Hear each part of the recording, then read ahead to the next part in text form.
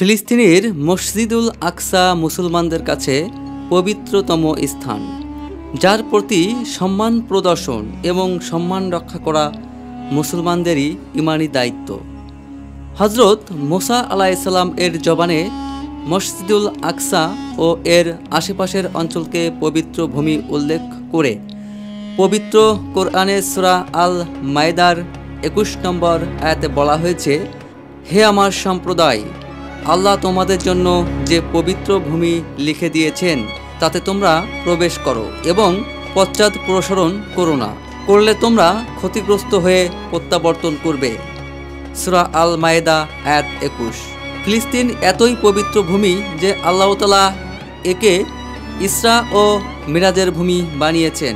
ফিলিস্তিনের বাইতুল মুকাদ্দাস থেকেই নবীজির মিরাজের শুরু হয়েছিল।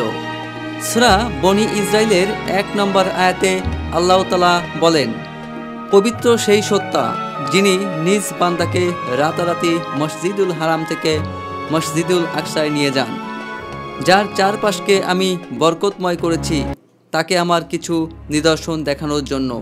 নিশ্চয়ই তিনি সব কিছুর শ্রোতা এবং সব কিছুর গাতা। সূরা বনি ইসরাইলের আয়াত 1। সত্যের পক্ষে বিজয়ীদের ভূমি হবে ফিলিস্তিন। বাইতুল মুকাদ্দাস তথা ফিলিস্তিনকে মহানবী হযরত মুহাম্মদ সাল্লাল্লাহু আলাইহি সাল্লাম বিজয়ীদের ভূমি হিসেবে উল্লেখ করেছেন। অর্থাৎ ইহুদিদের নির্যাতন ও হত্যাযজ্ঞ একদিন শেষ হবে, মুসলমানদের একটি দল তাদের সঙ্গে যুদ্ধ করবে এবং বিজয়ী হবে। হযরত আবু উমামা রাদিয়াল্লাহু তাআলা থেকে বর্ণিত, রাসূল সাল্লাল্লাহু আলাইহি সাল্লাম বলেন, আমার উম্মতের একটি দল সত্যের ওপর বিজয়ী থাকবে, শত্রুর মনে পরাক্রমশালী থাকবে। দুর্ভিক্ষ ছাড়া কোনো বিরোধী পক্ষ তাদের কিছুই করতে পারবে না। আল্লাহর আদেশে তথা কিয়ামত পর্যন্ত তারা এমনই থাকবে।